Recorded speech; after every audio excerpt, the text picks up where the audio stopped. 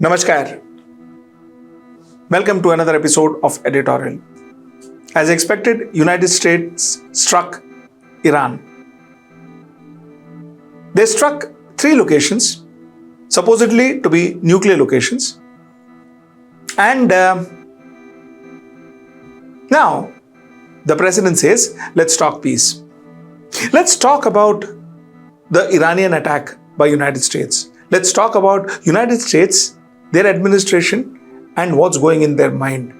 And finally, let's also talk about the Israeli role in all of this. Let's get right into the show. So yesterday, Sunday, as it was expected, the United States attacked 3 alleged nuclear sites of Iran. One is Natanz, second is Isfahan, and third is Fordow. 3 different places where they believe Iran was enriching their uranium. So this is what happened yesterday. And the president of United States of America gloated when he wrote down and he said that we have completed our very successful attack on the 3 nuclear sites in Iran, including, like I told you, Fordow, Natanz and Isfahan. All planes are now outside of Iran space, which means that, their planes were safe. Everybody is safe out. A full payload of bombs were dropped on the primary site, Fordow. All planes are safely on their way home. Congratulations to our great American warriors.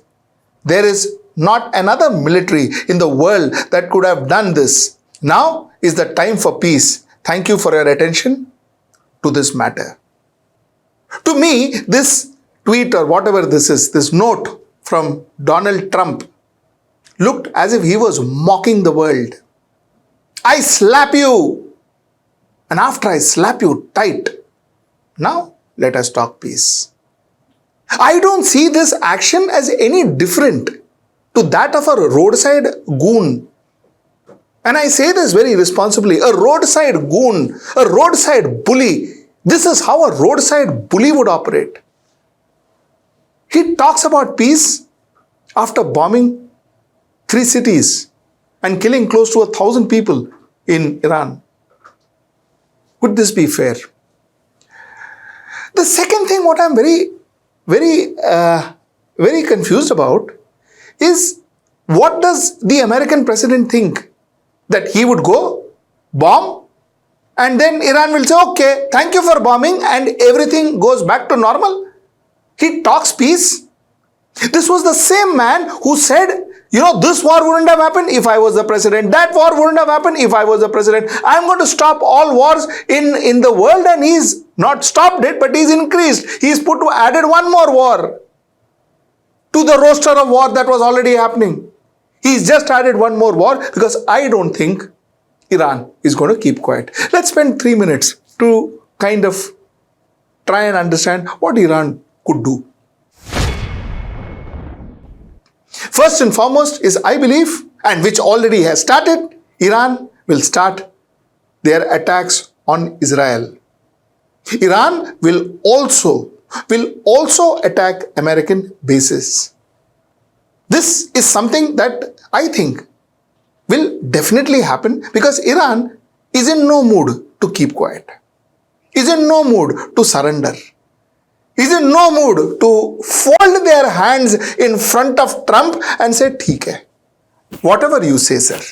I don't think Iranians are in that mood. So Iran is going to retaliate. They have already said that they are going to block the Strait of Hormuz. Hormuz is a very, very important trade route. You can see on your screen. It's a very important trade route, and this is definitely caused a lot of problem for the rest of the world. Oil prices, for instance, may definitely be affected because if there is such blockades.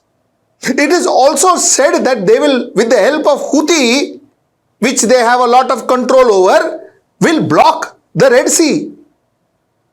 Because the area that you see on your screen is the area which is to some extent controlled and operated by Houthi. So somewhere down the line, they could also cause a blockade in this area. Overall, the oil prices may go up, trade may have a major setback, global trade may face a major setback. This is what the American president, Mr. Donald Trump, has achieved for the world. The same Donald Trump, like I told you, who said that I am going to stop all the wars. Had I been the president, possibly there wouldn't have been any war anyways. This was the man who said that, and this is what he brought on to the world. That said, let me go to the next part of my editorial. You see, America is the world's oldest democracy, like I have said to you before. America invited a field marshal. The elected American president invited a field marshal for lunch to possibly discuss this Iran attack a couple of days back, to possibly discuss this Iran attack and to get a tacit support from that particular field marshal who belonged to a country called Pakistan, and the country called Pakistan, which is technically supposed to be a democracy and technically has an elected prime minister. The elected president of the world's oldest democracy didn't choose to speak to the elected prime minister, but chose to speak to the field marshal of Pakistan, took him into confidence before they bombed Iran on Sunday. First of all, look at the reverence that Mr. Donald Trump gives democracy and its tenets. Look at that reverence. Number two is the same is continued with Iran.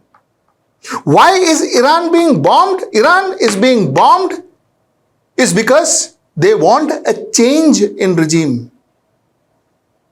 A change in regime in democracies are not brought about by bombing the country, number one. Number two, a change in regime, please understand, is brought about by the citizens of that particular democracy. It's a sovereign country. It is the job of the citizens of that democracy to bring about change either through ballot or through protest on the streets. But within that country, their citizen should be bringing about that change, not United States of America. And that is something that one needs to understand very emphatically. If a country starts believing that we can bring about regime change anywhere in the world, then that country believes that every other country is under the control of this country called United States. At least Trump believes that every country on planet Earth is controlled by United States. That is why he speaks about regime change and regime change so easily. He speaks about, I have successfully bombed, and now let us talk peace. Mocks at peace, mocks at the world so easily. Now a lot of you may say that what are we talking about? Arey bhai, Iran is having a nuclear program. Iran is enriching their uranium. So, well, America doesn't want another nuclear country in this world, especially Iran, who is supporting Houthi, who is supporting Hezbollah, who is supporting Hamas. They don't want another nuclear country. So, they're struck. Big deal. Usme itna galat kya hai? Now, let me take you through how confused America is about Iran's nuclear program.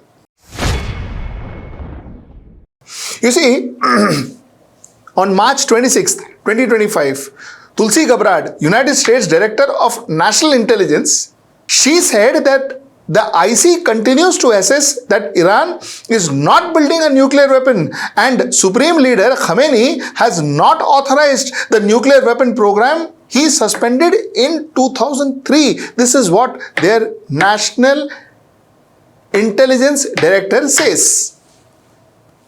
And Trump says, what she's saying is all lies. Nay, there is a program, there is nuclear program going on.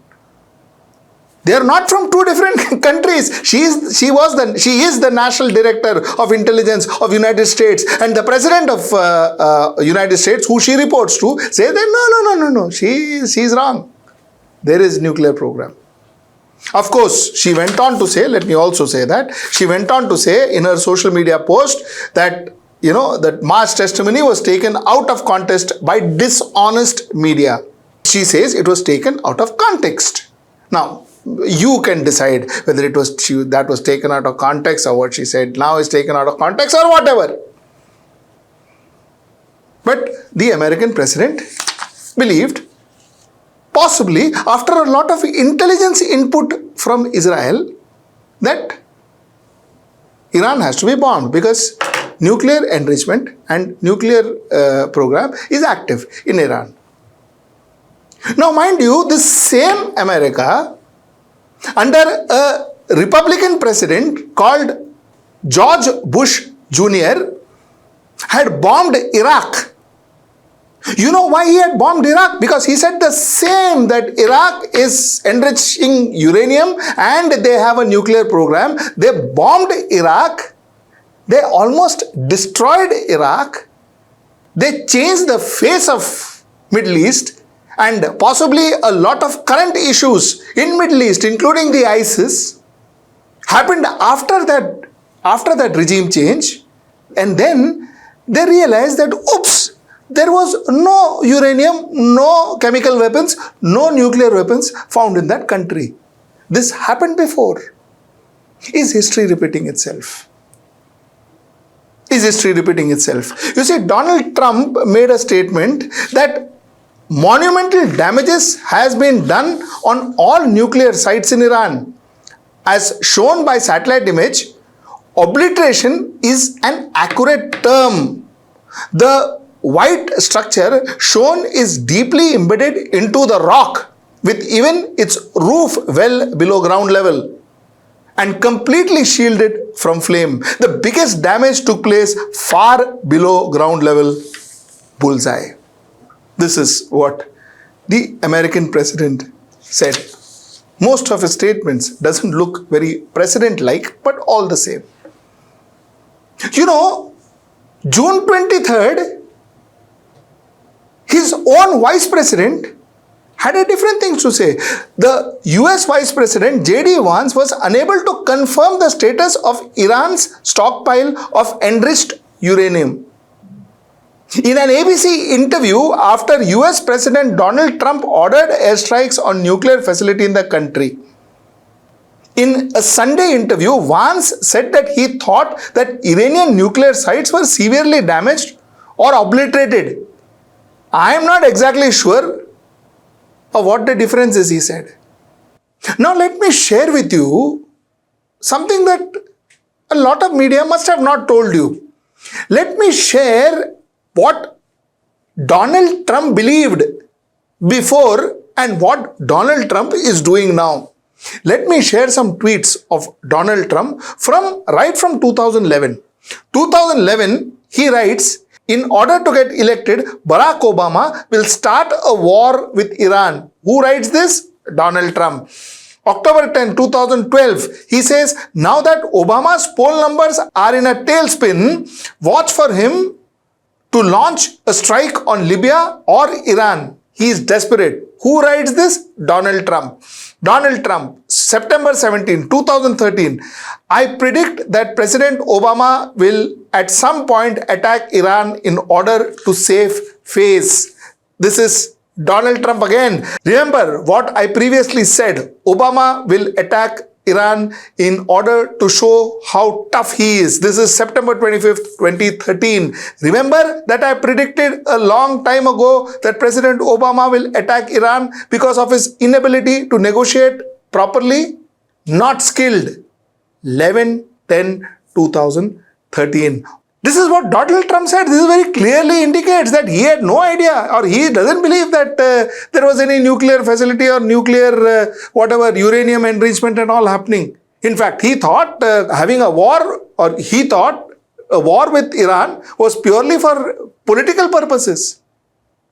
Now what has changed? Now how are things different? It's a complete unplanned, non-verified information. At least it looks that way to the world. It looks that way to the world. Completely non-verified information that the entire administration of the United States of America is functioning on. Some expert says that the uranium were transferred even before they bombed that particular area. This too is information floating. The point that I'm trying to make, on what basis is America bombing countries left, right and center? What gives the right to America to bomb countries left, right and center? Secondly, is America purely going by what Israel wants it to do? Israel wants it. Israel was bombed by Iran. Israel bombed Iran first. Israel was bombed back. Israel realized that Iran was a far difficult customer and Iran cannot be contained that easily as they did to the poor people of Gaza. They realized that they may not be able to tackle Iran, and if they don't have help from America, possibly Iran will road roller them. They got in America. They created this entire concept of uranium enrichment and nuclear facility and all of that. Got America and got them to attack Iran. This is exactly the way it looks like. Now, while I say this, I also want to condemn the Hamas action on Israel that happened. I don't subscribe to that either. But the fact remains that after that, what Israel did to Palestine, to Gaza, to the women and children of Gaza is, I think, beyond extreme. And now, the United States of America and the person who wants to be nominated for a Nobel Peace Prize, Mr. Donald Trump, is with them, trying to take down anybody who raises a little finger on Israel. This is what is worrying, and this is what we can expect in the next few days. We can definitely expect retaliation from Iran. We can definitely expect retaliation of Iran on American base. We can expect more attacks from USA on Iran, and we can expect this war to escalate much beyond what we could imagine. That's the first point. The second point is, mind you, there is another impending action that is expected from Russia on Ukraine. After the Ukraine latest attack on Russian base, there is another impending action that is expected from Russia. All of this together is not looking good for the world at the moment. This is what we have been saying to you in the past, and we continue to say this. This is what I wanted to communicate to you. Thank you so much for watching us, and till we meet again, that's tomorrow at 10. Namaskar.